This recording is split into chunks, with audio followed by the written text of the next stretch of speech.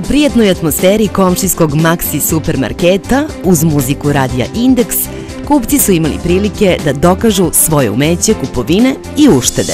Kupila sam 200 grama kafe Bonito, 200 grama premio čajne kobasice i mlijeko liter premija i to sam sve ukupno platila.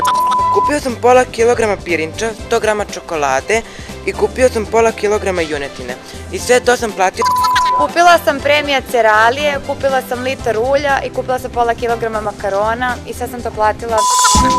Bili smo u potrazi za Maxi zlatnom korpom, koja ima najveću uštedu. I naravno, našli smo je. Upravo ta korpa pomoći će slušalcima Radija Indeks da osvoje vaučer za Maxi kupovinu. Kupci sa kojima smo se družili otkrili su nam šta su kupili i koliko su to platili. Uzeo sam šampon za kosu i šećer u prahu, pola kila svinjskog buta i to sam sve platio.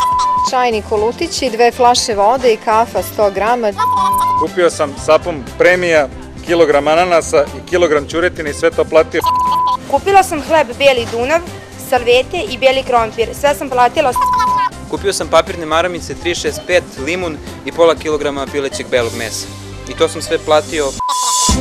Slušalac Radija Indeks koji pogodi ko je najmanje potrošio, to jest ko ima Maxi zlatnu korpu, osvaja kupovinu u Maxi supermarketu. U periodu od 23. juna do 11. jula slušaj Radio Indeks i kada čuješ znak za Maxi zlatnu korpu, pozovi i pogodi koja je zlatna i osvoji vaučer u vrednosti od 5000 dinara.